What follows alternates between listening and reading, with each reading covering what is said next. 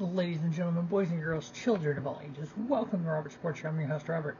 Alright, NXT Stand and Deliver. Overall, really good show. Obviously, if you remember the TakeOver days, you can't compare the current premium live events to the TakeOver days, but with the current version of NXT premium live events, really good show. I loved it. Stand and Deliver.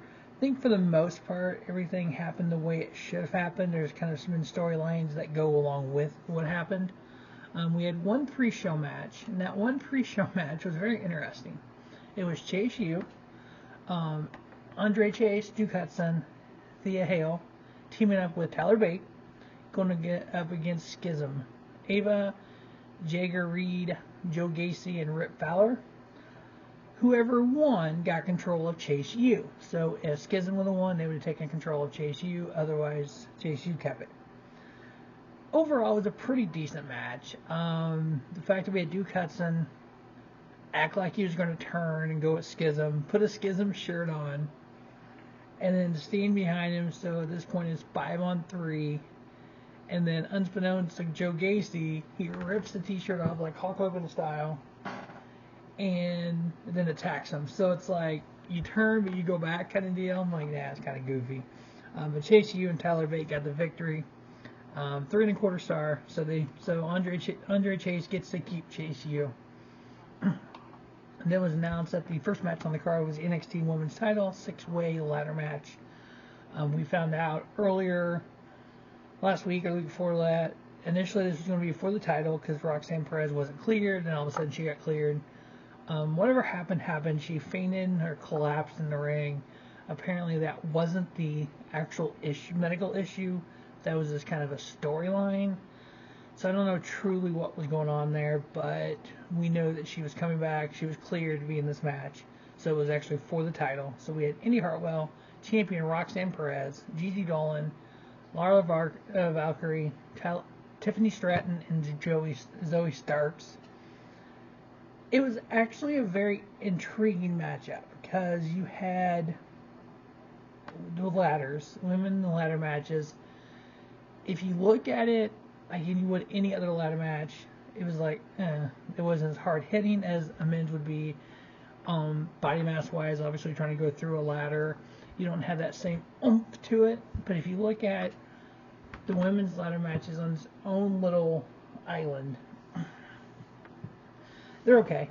I would actually prefer the North American title in the ladder match versus this match, but it came off okay. There was a couple spots that looked like, ooh, that kind of wasn't supposed to happen that way. They did do your typical ladder spots. They laid the ladder between the ladder and the rope. Nobody went through it. They just fell on it.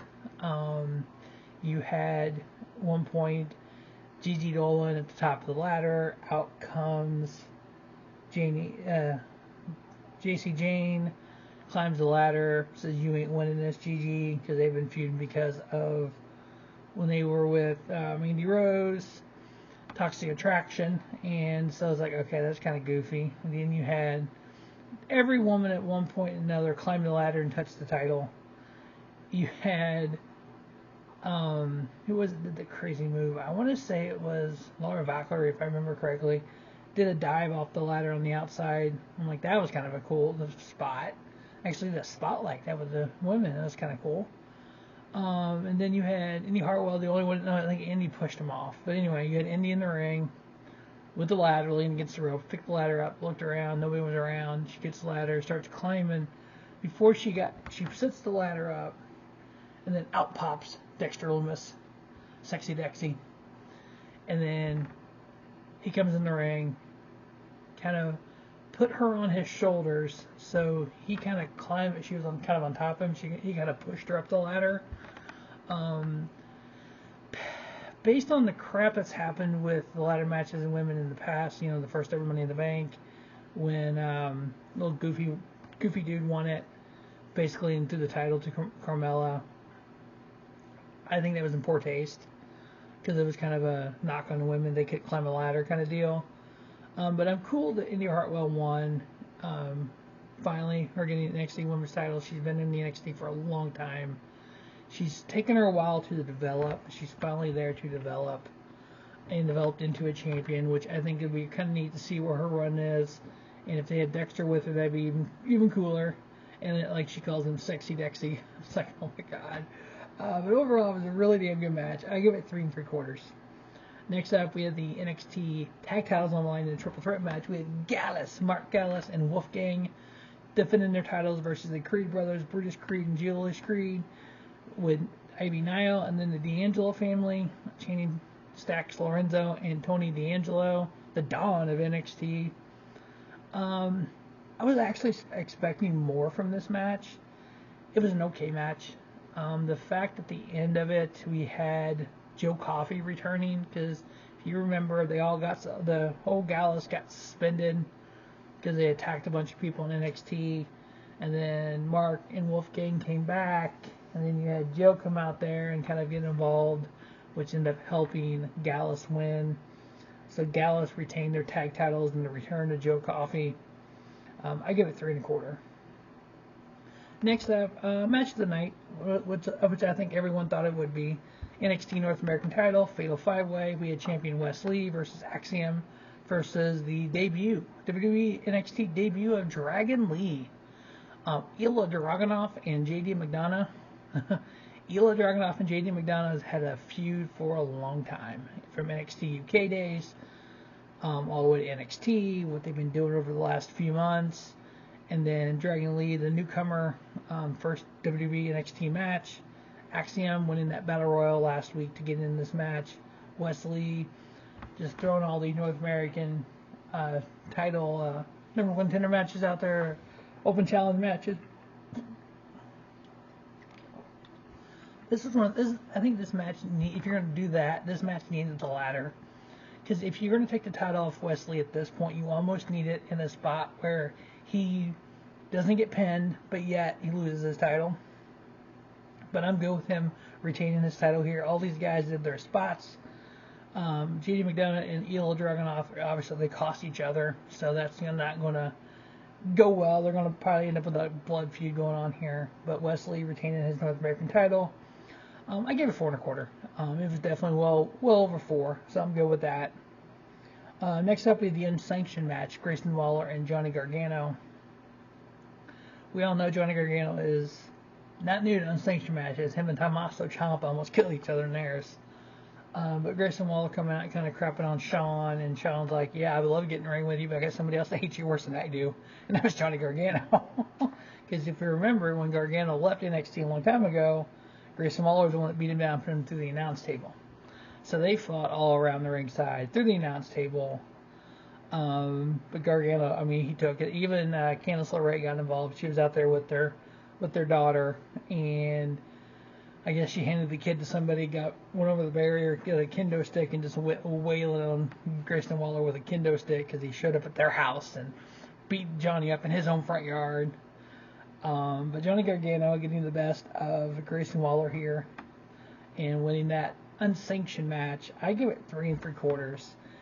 It was just there's no blood. I'm sorry, there wasn't. In an unsanctioned match, you should have blood. I'm sorry, it's just should be part of the stipulation. There needs to be blood. You have guys like Jon Moxley just bleed on TV for no reason. You got an unsanctioned match here, and no one bleeds. So only 3 3/4 on that. Next up, we have the NXT Women's Tag Team titles on the line. We have Alba Fire and Ilja Dawn, who feuded in NXT UK. Feuded when they come to NXT, and then all of a sudden they became a team. And here we go, going up against Fallon Henley and Kiana James. I hate this dynamic. You got Brooks in love with Kiana James. That's the only reason this team's together. You have Kiana James just toying with Brooks. Fallon Henley knows that Kiana has a boyfriend besides Brooks and won't tell Brooks, and Brooks is all puppy dog. And they've changed Fallon Henley's look. She was this country girl wearing cowboys working in a bar. Now it's almost like they transitioned her into another Kiana James. I just don't think this dynamic works well. Brooke Stinson and Josh Briggs are better than just basically male managers. But yeah, they need to do something different with this group. But Alba Fire and Ilja Dawn winning this match. So new tag team champions for the women. I gave it 2 3/4. Next up, we had Carmelo Hayes and Braun Breaker. They talked about so much about these two coming into NXT together. They was in the same NXT training class, but yet you had Carmelo Hayes, who was Christian Casanova on the Indies for 7 years before getting to WWE, but yet you had Braun Breaker being born into the business and everything. If you didn't know Carmelo Hayes before his NXT run, yeah, you need to go back and look some of that stuff up. He wrestled for, let's see, Beyond Wrestling. He wrestled for Limitless Wrestling, Northeast Wrestling, let's see, XWA Wrestling, a lot of stuff in the Northeast. And uber talented guy. I was following Northeast Wrestling, Christian Casanova, and I actually did a video about that NXT class. I'll have to go find it and put a link in the description. And I talked him up then. I thought he would be here now. And Braun Breaker at the time, obviously he was, Rick Steiner's son. And we've always joked about that. He's the son of Rick Steiner. Looks like Scott Steiner. And wrestles like both of them. So, uber talented. Obviously, Carmelo Hayes, your new NXT World Heavyweight NXT Champion. More than likely, Braun Breaker either shows up at Mania, maybe challenges Bobby Lashley, or he'll be on Monday Night Raw as a new addition to the main roster, which is fine all the way around. Feud him with Austin Theory for the U.S. title, please and thank you. Or feud him with Gunther for the IC title on SmackDown, please. But yeah, so your new NXT champion, Carmelo Hayes. It's going to be really exciting to see who his next challenger will be. Our first challenger will be for the NXT title. Will it be Johnny Gargano? Will it be Grayson Waller?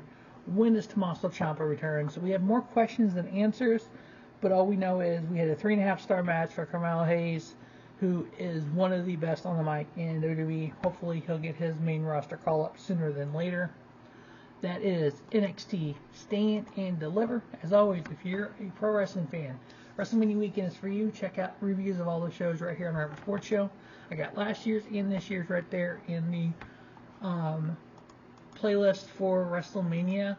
So if you go to Robert Sports Show on YouTube, you can check out everything I do here, pro wrestling, NASCAR. So if you follow the playlist, we got the NASCAR one, we got NASCAR Topic, NASCAR Champs, NASCAR Driver Profile, NASCAR Countdown Series. Showcase of the Independents, did a lot of independent wrestling in January. We'll do that again this coming January. Different pro wrestling topics, pro wrestling previews and reviews, GCW, AEW, and then WrestleMania weekend shows. Every show from this weekend and this year and last year. This year, we're up to 8 shows so far. This is number 9, so we still got a ways to go. We'll get those up before Monday Night Raw.